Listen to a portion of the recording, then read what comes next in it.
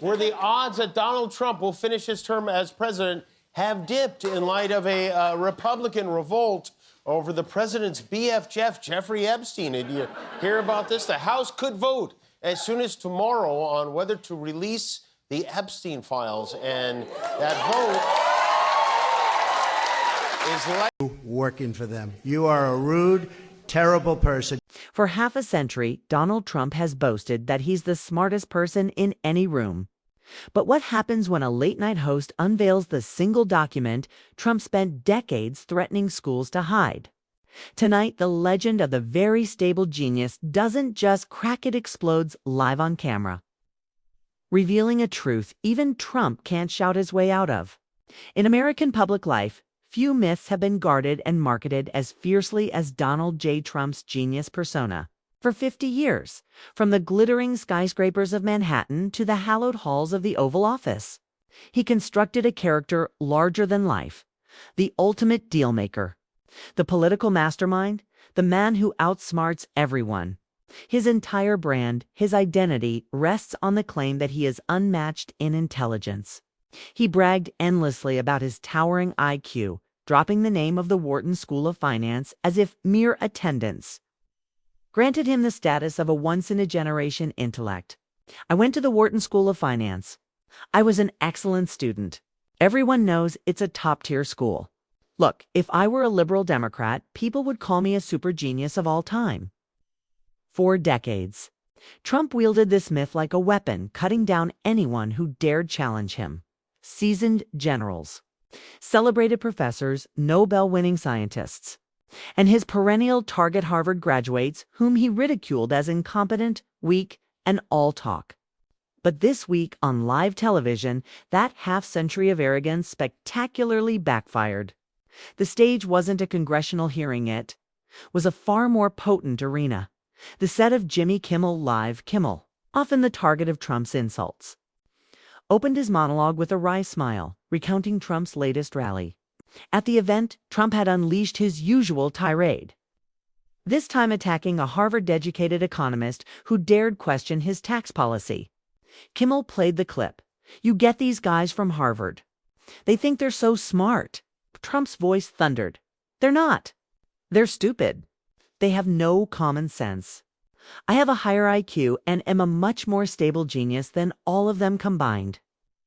The audience laughed and jeered, but Kimmel's grin faded. The comedy gave way to calculation. For 50 years, he's done this. Calls everyone low IQ while demanding to see Obama's transcripts, threatening to sue any school that tried to release his own records. Leaning closer to the camera, the studio fell silent. What has he been hiding all these years? Why would a supposed genius fight so hard to keep his grades secret? Tonight, Kimmel said, voice dropping, we find out. From beneath his desk, he pulled a thick, official-looking folder, its crest unmistakably that of the University of Pennsylvania. Months of digging through archives and public records had led to this moment. Kimmel held the folder up for the cameras, the studio audience frozen in anticipation. Inside was a certified copy of Donald J. Trump's 1965 College Board SAT score document that Trump's own lawyer, Michael Cohen, had admitted was ordered to be buried. The weight of decades of secrecy hung in the air. The audience leaned in as Kimmel carefully opened the folder, unsealing a truth that had been hidden for 50 years. "We've all heard the claims of Trump's off-the-charts intelligence," Kimmel said, voice steady as he began reading the numbers aloud. "Verbal reasoning, 92nd percentile. Math reasoning, 87th percentile. Decent, sure, but not the stuff of a guaranteed Wharton prodigy." And then came the score that truly matters, the overall percentile, the measure of cognitive aptitude for graduate-level business studies, 38th percentile. The room went silent.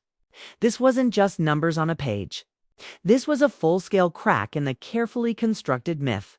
Trump's boasts of genius, his lifelong taunts of Harvard graduates and losers, his relentless attacks on anyone who questioned him, all now met with evidence that was impossible to spin. Kimmel adjusted his glasses, pacing slightly, letting the tension build. He recounted Trump's decades of lawsuits, his threats to educational institutions, and the relentless insistence that no one see these records. Every claim Trump had made about being a superior intellect now hung precariously in the balance. For 50 years, he built this empire of arrogance, Kimmel said, voice low.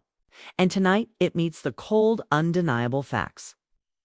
The audience, initially laughing at the comedian's usual antics, now sat in stunned silence, witnessing the dismantling of a legend in real time.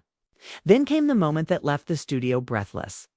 Kimmel slowly turned the page to reveal the key details, the scores laid bare for the world to see. The camera zoomed in, capturing every number, every line that had been hidden for half a century. The verbal and math scores were respectable, but the overall percentile, the true measure of aptitude for advanced business study, was devastatingly low. 50 years of boasting, 50 years of calling others stupid, and now the evidence contradicted every claim. The legend of the very stable genius was cracking before the nation's eyes. Kimmel didn't rush. He read the numbers deliberately, letting each statistic land like a hammer blow. Then he paused, letting the silence of the studio speak louder than any punchline ever could. This wasn't just about SAT scores. It was about a lifetime of carefully crafted image and untouchable ego meeting undeniable fact. As murmurs spread through the audience, Kimmel added context, explaining how Trump had threatened schools, lawyers, and institutions for decades to keep this secret. Every lawsuit, every intimidation tactic now cast in a new light. A man terrified of the one thing that could disprove the story he had sold to America. The energy shifted. Comedy had given way to revelation. The audience's laughter was gone, replaced by stunned disbelief. For 50 years, Trump had mocked Harvard graduates, called scientists losers, and belittled anyone who dared question him. And now, here it was proof that even the man who claimed to be the smartest in the room had vulnerabilities no words could erase. The studio remained silent as Kimmel carefully set the folder down. The numbers had spoken, the myth had faltered, and yet the story was far from over. For decades, Trump had controlled the narrative, shaping how the world saw him, deciding who was smart, who was weak, who was a loser. But tonight, for the first time, that control slipped. As the cameras lingered on the stunned audience, Kimmel hinted at what might come next. Whispers of other documents, even more revealing, still locked away.